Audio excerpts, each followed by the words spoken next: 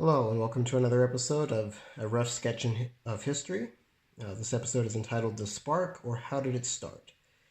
In previous episodes, we have talked a little bit about history and military history and why they matter to us today, why these things are important to learn about. And we're moving now towards the actual topic of this series, the Meuse-Argonne Offensive. But before we can address this, we need to provide some context about the world in which the Meuse-Argonne Offensive occurred. In other words, an overall understanding of the First World War. So the next few videos are going to tackle the impossibly large task of explaining everything I can about the First World War to the point that you at least have a basic understanding of the structure of events leading up to the Meuse-Argonne. Of course, this is going to just barely scratch the surface. But if you don't have a lot of knowledge about the First World War, if you don't know much of what it was about, this will give you at least the bare bones to understand the context. So, with that said, we're going to start about how the war began. And if you remember from your high school textbooks, the First World War was started by the assassination of the Archduke Franz Ferdinand. And typical of history books for high school students, they give you just enough detail to make history seem daunting and dull, but not enough to make it interesting. So let's take a closer look and see if we can remedy that. So with that said, here is my rough sketch of history, rough sketch map of Europe in 1914. If you're at all familiar with European geography today, you'll immediately realize that the map of Europe looks quite a bit different. And we're going to focus on some of these differences here and to explain what the lead up to the war was. And we're going to discuss two countries in particular. This nation here in red, which is the Austro-Hungarian Empire, and this country here in purple, which is the Kingdom of Serbia.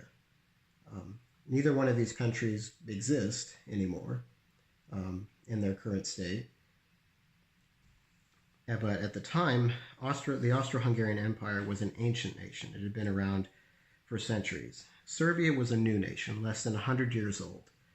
It had initially, for many centuries, been part of the Ottoman Empire, which was what Turkey was called at the time. And in the 19th century, Turkey controlled most of the territory here in the Balkan regions of Europe. But through a series of wars and other events, lost control of these areas, and they became independent nations.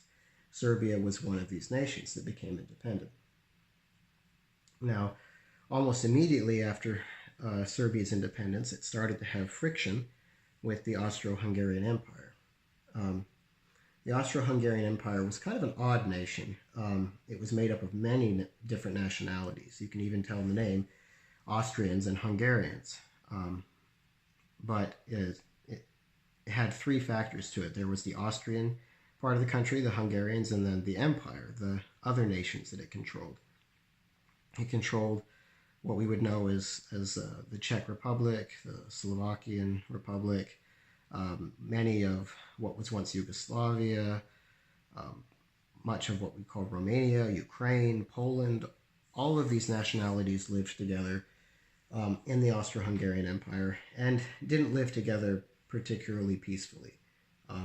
There was a lot of agitation from a lot of these countries. They wanted to be independent, or they wanted to have more autonomy within the Austro-Hungarian Empire, and there were lots of Serbians in the Austro-Hungarian Empire, particularly living in the region bordering Serbia. And these Serbs who lived in this part of the empire did not want to be in part of the empire. They believed that their land was ancestrally Serbian, and now that Serbia was an independent nation, Serbia had a right to these lands. So there were many groups that advocated for this, both in Serbia and in Austria-Hungary. So this was advocated for in a variety of ways. Some of them peaceful political movements, peaceful protests. Others, essentially terrorists, or if you would prefer to call them freedom fighters, it really depends. Even 100 years after the First World War, if you were to ask whether these groups were freedom fighters or terrorists, depending on which historians you asked, you'd get different answers. But suffice it to say, there was a fair deal of violence going on. There were assassinations, bombings, things like that, as there were attempts to put pressure on the Austro-Hungarian Empire to release these territories. But the pressure wasn't all one-sided. Austria-Hungary was also very interested in kind of calling the shots in the Balkan states, these nations here that were, recently came out from under control of the Ottoman Empire. And Austria-Hungary viewed itself as sort of the new boss in the region. So there was a lot of pressure from Austria-Hungary on these nations to sort of kowtow to them, to let them call the shots and to have a lot of say in their both foreign and domestic policy. So a lot of tension between these two nations. And in this period of tensions, on comes to the stage a man named Gavrilo Princip. Gavrilo Princip was a young Serbian man who was born and from the Austro-Hungarian Empire. But he was a Serbian nationalist. He was one of these people who believed that the lands that were predominantly populated by Serbians belonged to Serbia. He was a vocal protester when he was in school, and in turn, because of that, got kicked out of school.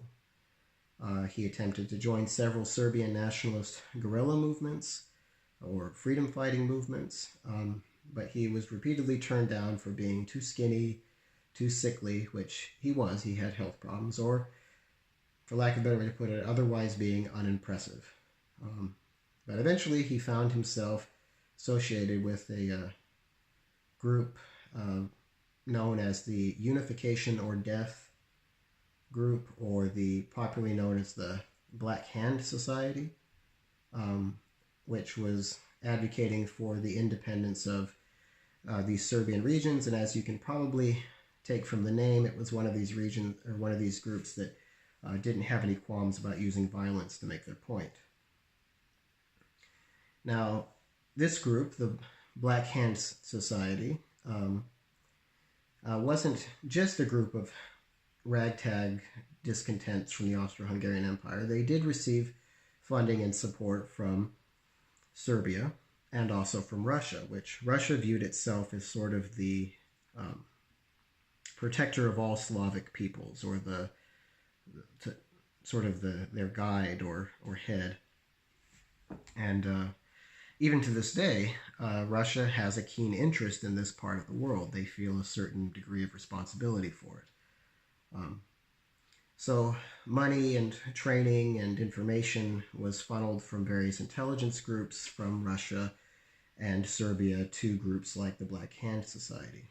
And again, we have some controversy about this even 100 years later, where it's undeniable that money did come from Russia and did come from Serbia and did come from contacts within the military and intelligence branches.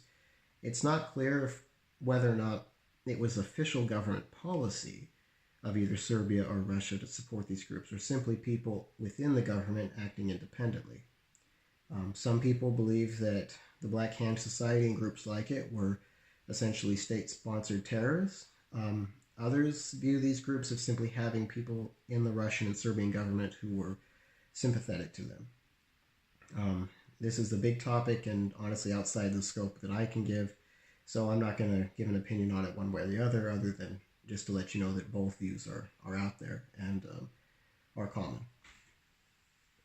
Now, the Black Hand Society decided that it was going to make a splash. It was going to have a big event to try to shake up the already unstable Austro-Hungarian Empire. And I really have to stress how unstable it was. And you can imagine when I describe the system going on of why there would be this instability.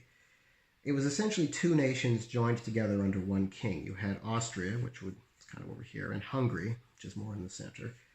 And these each had their own independent governments, kind of.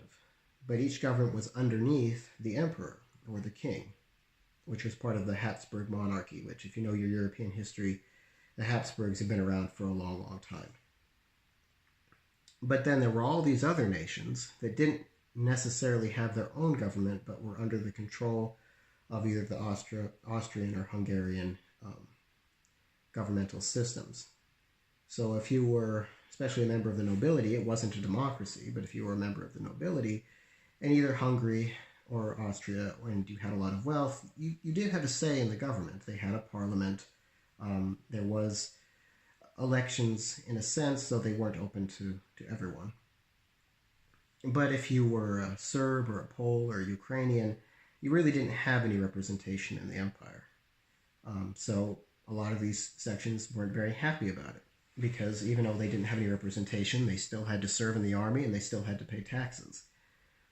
Interesting side note, the Austro-Hungarian army was known as the polyglot army. There were many languages. In fact, there were so many different languages. I think I remember once that there was something like 14 different languages spoken in the Austro-Hungarian Empire, in sizable numbers, and even more than that, smaller numbers.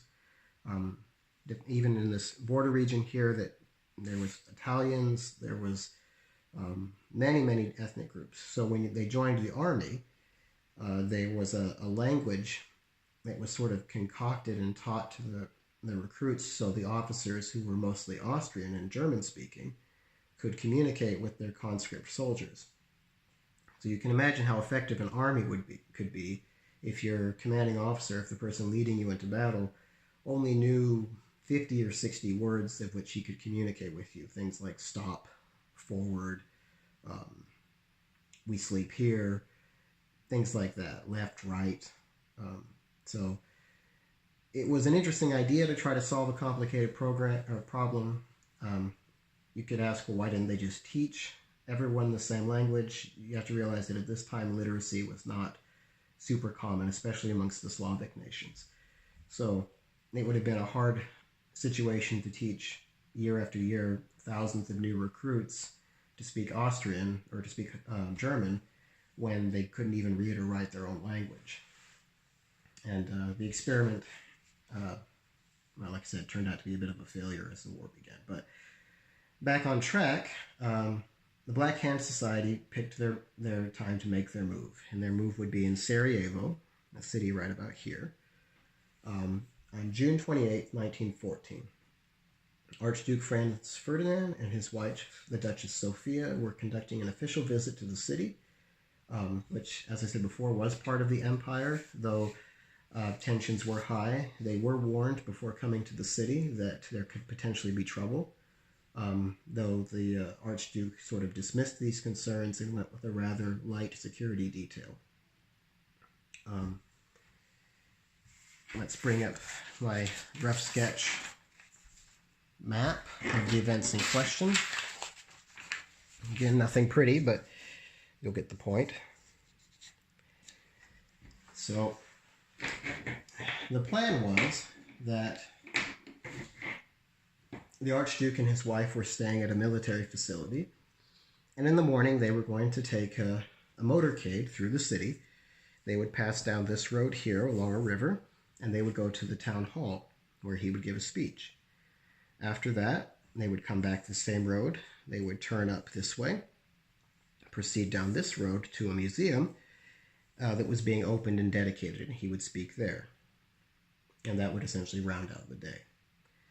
Now, the Black Hand Society had infiltrated this area and had prepared to assassinate the Archduke. And they had, through intelligence, it wasn't entirely clear, but they did know the basic route. They knew where the motorcade would be going, and they were planning to assassinate the Archduke. And I do want to stress that this was not a crack operation of elite international assassins. There were 7 of them. They were all young men. None of them, with the exception of one, who I believe had some training or was potentially a member, that is again debated, of Serbian intelligence, didn't have any military background, didn't have any intelligence background. Between them, they had 6 hand grenades and 4 pistols. So not even every man had his own pistol, and a few of them had a grenade and a pistol, and some of them just had a grenade. And that's all the money that they had. They weren't experienced with these weapons. Gavril Princip only was given the opportunity to do a test fire of his pistol a few days before, where he fired it only a handful of times. I believe he shot at a tree, and just to see how it worked. And they only had enough bullets that they couldn't spare any more extensive target practice.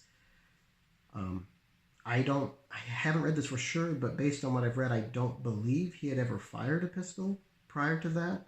But if he ever had, it certainly wasn't something that he had a lot of familiarity with. And I suspect that the other would-be assassins, that was their case as well. But the plan wasn't a bad one. They knew the route. They knew where the Archduke would be going, and because of the Archduke's insistence, they drove kind of an old-fashioned car. And he wanted to be seen, so it had a convertible top that was down. So there was nothing separating him and the people in the streets. And along the streets, they laid in wait as people were gathering, planning to pass through and wave at the Archduke and his wife as they, at the Duchess, as they drove through the city. And along the bridge here, there were 3 of the assassins. On the other side of the bridge, there were 2 more. And then further down, Gavril Princip was here, next to the bridge on the sidewalk. And the leader of the group was down here at the end. Like I said, the one who may or may not have had direct connections and training with foreign intelligence. But his job was to be sort of the last line of defense if all of these other men failed to act, if they got scared or just couldn't bring themselves to do it. And I think this is indicative of the group that we were dealing with, because the fact that he thought this was necessary meant that he wasn't entirely confident that the men that he was leading would actually attempt the assassination. And as you'll see, that it wasn't entirely an unfounded suspicion. As the motorcade moved through, it passed the first man, who did nothing. It passed the second man, who did nothing, and I think part of this had been that there were police along the street and standing nearby. Now, the third man actually did act. There was a police officer standing next to him. He tapped him on the shoulder and he asked him which car the Archduke was riding in, which the police officer politely obliged and pointed it out, at which point the man knocked off his hat to the ground. And as you can think that having your cap knocked off of your head, the first thing you would think to do would be to grab it, or it was a distraction or whatever. For whatever reason, I think that's what he did as a distraction. Then he stepped out into the street and he threw his hand grenade at the Archduke's car. The hand grenade actually did not land in the car. It hit the little back carriage here, where the accordion region for the convertible top was, bounced off, fell into the street, and exploded. Now, at this time, you can imagine panic breaks out. About 20 people were injured, some of them severely. Some people in the motorcade, some just bystanders on the street. As you can imagine, there was probably running and screaming and panic. The man who threw the grenade ran to the bridge, took what they all had been issued, a cyanide tablet, put it in his mouth, swallowed it, and jumped into the river. At that point, the river was shallow because it was summer. He hit the bottom of it with a bit of a start. It was hot. He was panicked. He vomited, threw up the cyanide. The police came down and arrested him, and he was quite alive and well. At this point, the other assassins scattered, and it appeared that everything had failed. He was later interrogated. He did reveal that there were others in the group, but I don't think that they understood if there was any. They would have all been long gone at this point. The Archduke and his motorcade quickly proceed to the town hall, where he actually does give his speech, or a version of it. He was rather angry and berated the crowd, which I think is kind of funny, for his rude welcome. And the local mayor was there. He had some harsh words for him. And then there was a discussion of what to do next. Many people in his security detail felt like it was time to leave. Some felt that they should just continue on. But the Archduke, and I do think that this does credit him as a person. To be honest, I don't know a lot about him, and I think, but what I do know is that he was not always well liked. He had a tendency to be a gruff, sort of prickly personality, but he did insist on, before he left the city, that he wanted to go to the local hospital and view the people who were injured, and to see them. Now, this is where things take an interesting turn. The original plan was to leave the town hall, turn up this road, proceed down to the museum. But to get to the hospital, it was just a straight shot down this road. So the plan was to go straight down this road. And I think there was a sense of, this is where the assassination had attempted. There probably wasn't going to be anybody stupid enough to be sticking around what was now a crime scene. But by a twist of fate, there was. Prince Yip crossed the street again, and entered a cafe, where he ordered a cup of coffee. Now, why he did this is a really interesting speculation, and I'll tell you there are two sort of versions of the story out there. Depending on the sources, they'll tell you different things. I'll tell you what I think, but I think this is one of those things that is just sort of a mystery of history and really cannot be definitively proved one way or the other. Now, one version of the story was that Gabriel Princip knew the route. He knew that the Archduke would be coming back here, turning up this way. From this cafe would be the perfect place to try to attempt a second assassination attempt. But I don't think that's why he did it. And the reason I think that is partly just of what I know about him. He was a young man. He wasn't trained in the military. He wasn't given that kind of discipline. In fact, I remember reading an account about him that when he left Austria-Hungary for the first time and went to Serbian territory, when he first stepped foot into Belgrade, the Serbian capital, that he actually collapsed to the ground crying because it was so emotional to him to be on free Serbian soil. And that tells me he was an emotional man. Also, just other things that I read about his history, I won't go into each detail, that he did seem to have a very fiery personality. He wasn't, as I said earlier, a crack-trained assassin. He had only barely had any experience with a firearm at all. So I think that he would have been unnerved from the events. He would have been distraught of its failures. There are accounts, second-hand, third-hand accounts, that he spoke to people at the cafe and expressed his dismay at the assassination's failure. There's one account that I read that said he was thinking about committing suicide. So I think he just went to this cafe to get something to eat because it was across the street, or get a coffee. There's also claims whether or not he got lunch. That's not known for sure. I think it's because he didn't know what to do next. But it's also possible that this could have been part of his next phase to carry on the assassination. Perhaps a historian that knows more than me could put that for sure, but based on what I've read, it's one of those two things, and I think it's the first. I think he just wasn't sure what to do. So he was in there, ordered his coffee, came out on the street, and at that time, something happened that was about to change the world.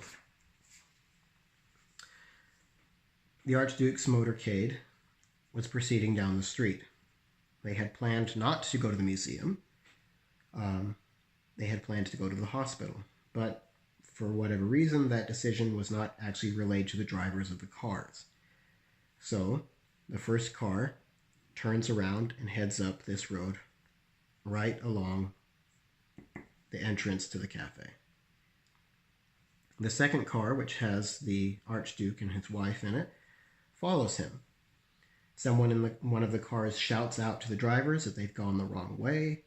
This wasn't the right way to go. And as you can imagine, all of the drivers are jumpy because an assassination attempt had just occurred. The car in front sped down the road as quickly as it could. The car with the Archduke slammed on the brakes and attempted to shift into reverse. At that point, the car was stopped, literally 5 feet from Gabriel Princeps, who had a pistol in his coat jacket. He took 2 steps into the street and from merely feet away, fired 2 shots. And one shot struck the Archduke, the other shot struck his wife. He was immediately grabbed by the crowd and subdued. He would be later arrested. He would spend the rest of his life, which wasn't much longer.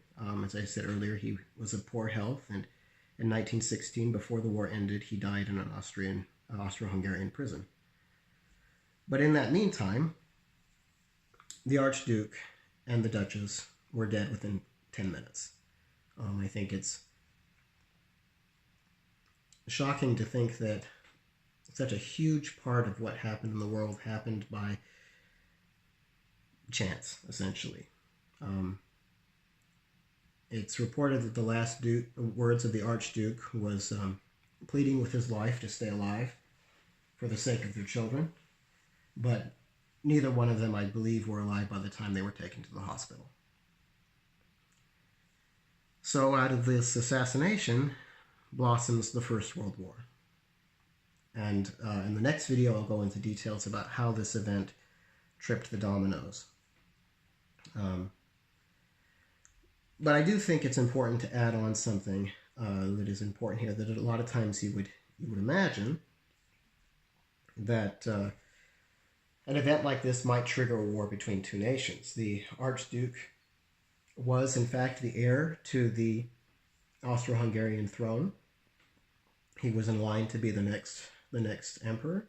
The current emperor was very old, Franz Joseph, and I believe he was in his 80s, and at any moment the Archduke was set to become the next ruler of Austria-Hungary. But ironically enough, his death was the trigger point of the war, but maybe not for the reasons that you would think. And we'll cover that, again, I said, in all of the details of how that plays out. But he was not a particularly popular man. He wasn't well-liked amongst the royalty, and particularly the reason being that the woman that he married the Duchess Sophia, who wasn't, and I don't understand all of the royal lines and how this works, but for whatever reason, she was not the right person to marry. But he loved her, and he married her, and that forbade his children from becoming next in line. So after the Archduke died, the monarchy would go to another family. So it wasn't a permanent upsetting of the system. As I said earlier, he was also gruff. He wasn't particularly well liked by a lot of powerful people. And he was also quite advocate, ironically enough, of giving the Slavic peoples in the empire more of a say, giving them more independence and more autonomy within the empire. So in some ways, it was very counterproductive to assassinate someone who was likely probably going to be a better ally once he was the emperor. But again, all of this is speculation, and I think the Serbian resistors of Austrian rule, they probably viewed one person from the empire as just as awful as the next. But in this cloud of a situation, there were elements within the Austro-Hungarian Empire that used this tragedy. Again, not that they, I think, missed the Archduke all that much, but it was a useful thing, a tool that they could use to put pressure on Serbia. And we'll see how that pressure on Serbia and this conflict, this crisis between two nations stemmed by a terrorist assassination, will actually drag all of Europe and eventually all of the world into a war that had been fought on a scope and scale that had never been seen in human history. And we will discuss that tragedy of how things unfolded in our next video. Thank you for listening, and thank you for your time. Goodbye.